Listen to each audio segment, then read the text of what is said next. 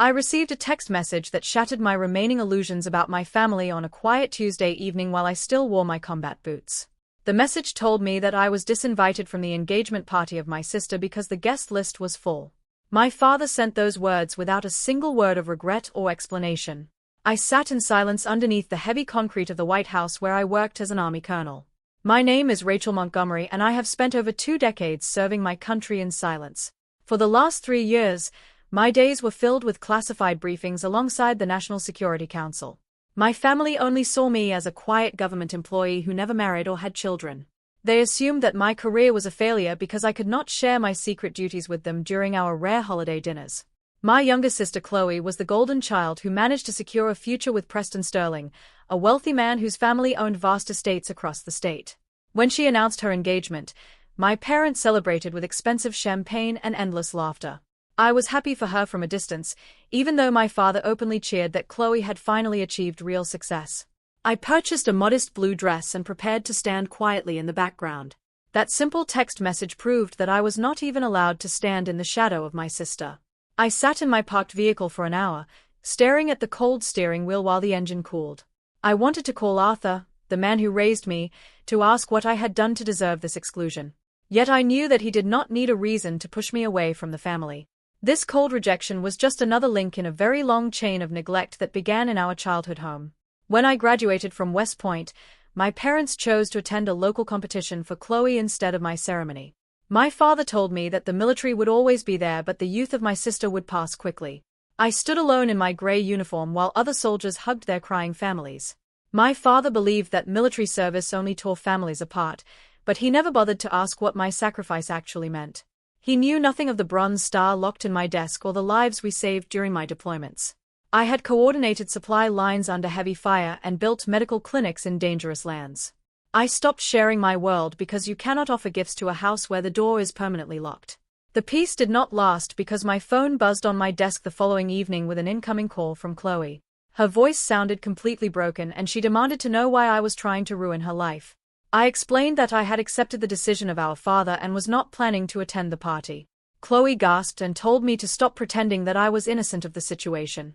She explained that a prominent political magazine had just published a feature about the recent ceremony at the White House. The article included an official photograph of several high-ranking military advisors who worked on a secret operation.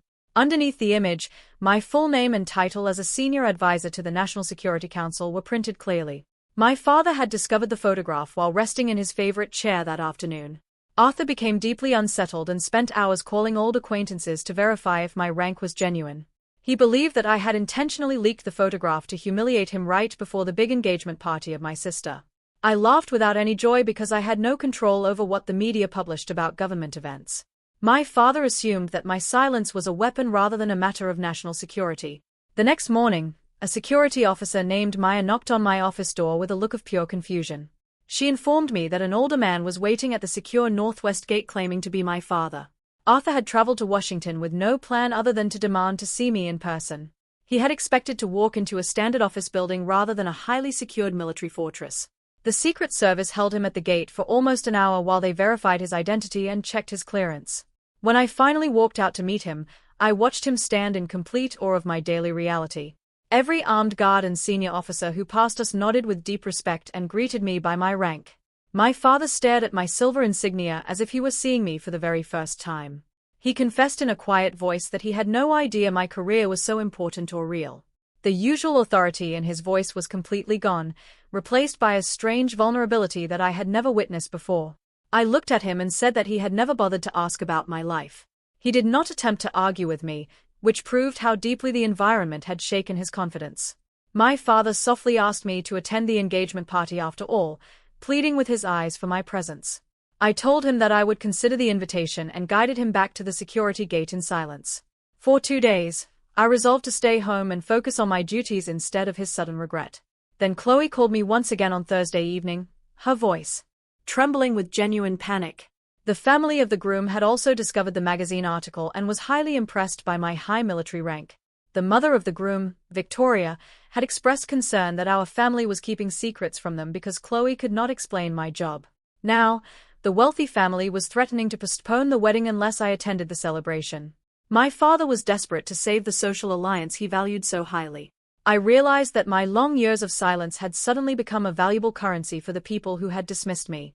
I did not want my sister to suffer for the pride of our father, but I also refused to hide any longer. I agreed to attend the gathering, not to seek approval, but to stand tall as the person I had become. I prepared my formal dress uniform and polished my brass insignia. The mansion of the Sterling family was filled with classical music and elite guests when I arrived in my full military attire. As I entered the ballroom, a sudden silence fell over the crowded room. My father and sister watched with wide eyes as Victoria rushed forward to welcome me with immense respect. For the first time in my life, I was not the invisible daughter standing in the dark corner. Throughout the evening, my father tried to stand near me to bask in the admiration of his wealthy peers. I remained polite but distant, refusing to let him pretend that he had supported my journey. I realized that his validation no longer carried any power over my heart or my future. The uniform I wore was not a shield against my family, but a symbol of a life built on actual honor. I left the celebration early to return to the quiet security of my office in Washington. True success is not measured by the guest lists we secure or the shallow praise of those who ignore our worth. I had finally found peace by realizing that my value was never theirs to define or validate. I walked back through the gates of the White House, knowing exactly who I was and where I belonged.